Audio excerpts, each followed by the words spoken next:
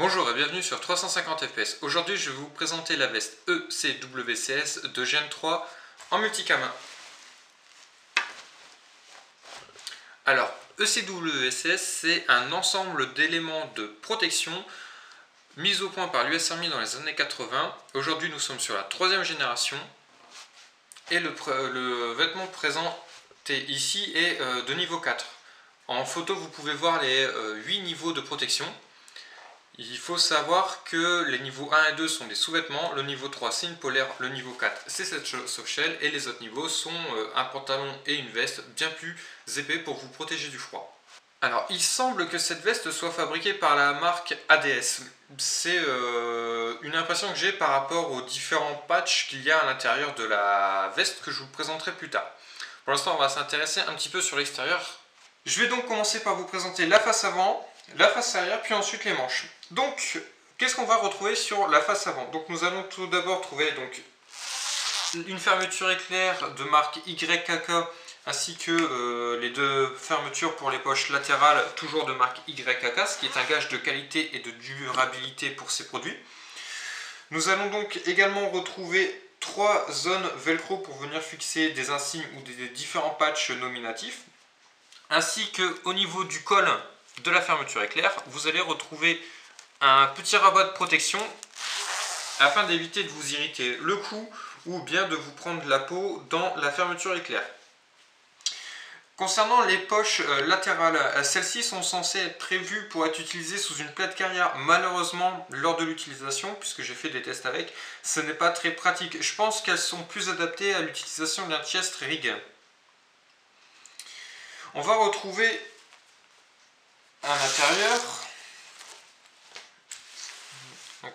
le mesh pour les poches intérieures, et également les différentes informations, donc à savoir officiel, Gen Free, ECWCS, official US Army, issu, donc c'est un produit officiel de l'US Army, les informations pour le nettoyage ainsi que la dénomination du produit, et un système de réglage par bande élastique dans le bas de la veste.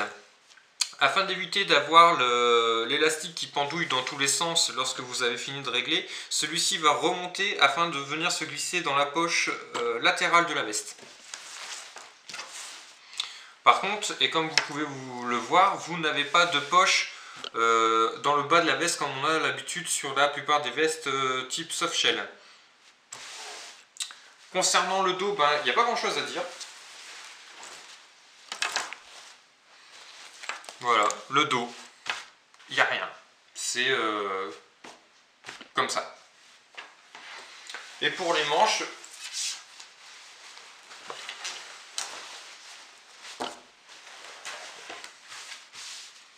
donc vous allez retrouver une manche en multicam officielle avec sur le haut de la manche une petite poche équipée de chaque côté d'un petit patch IR afin d'être détecté par ses collègues ou par les adversaires en fonction des camps et de leur équipement. Ce patch IR peut être dissimulé grâce à un simple petit rabat comme on a sur beaucoup de vestes. La poche n'est pas très grande mais suffit amplement à venir fixer ou venir placer différents éléments comme des cartes, des papiers, des stylos, etc. Vous avez un système de réglage de cette manche par un système assez particulier que je n'avais jamais vu auparavant. Je ne sais pas si vous allez très bien le voir à la caméra. En fait, vous avez, comparé à d'habitude, un rajout d'éléments multicam afin d'avoir une meilleure élasticité. Et contrairement à d'autres produits où simplement le bout est élastique, ici vous avez véritablement une possibilité d'étendre la manche. Petit élément, ce produit est hydrophobe, ce qui signifie qu'il est complètement déperlant lorsque vous allez verser de l'eau. Pour ce faire, j'ai un verre d'eau, j'ai mis mes mains à l'intérieur et voilà ce qui se passe lorsque vous mettez de l'eau dessus. Ça ne passe absolument pas au travers. Comme dit plus tôt dans la vidéo, je trouve qu'il est assez difficile d'atteindre les poches sous une plaque carrière. Je pense que c'est vraiment dû au fait que ce soit une plaque carrière, parce que comme vous pouvez voir, je suis gêné par les cummerbunds, chose que je n'aurais pas forcément comme gêne sous un chest rig. Par contre, il est très facile d'ouvrir ses poches grâce à l'ajout d'une bande de cordura. Pour une fois, c'est pas de la paracorde, c'est du cordura. On tire, C'est très facile également avec des gants et on a la poche directement. Une dernière chose dont je n'ai pas encore parlé dans cette vidéo, c'est que cette veste, une fois correctement repliée, prend vraiment très peu de place. On peut la dissimuler dans une poche cargo, d'un pantalon ou dans un sac sans être véritablement gêné par l'encombrement.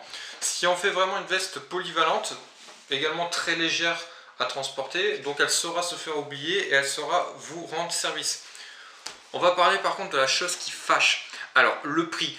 On peut la trouver à différents prix, à savoir qu'en magasin neuf, cette veste, j'ai pu constater un prix aux alentours de 200-250 $. Moi, comme je vous l'ai dit, je l'ai payé à un militaire. Je l'ai eu à environ 33 € sur eBay.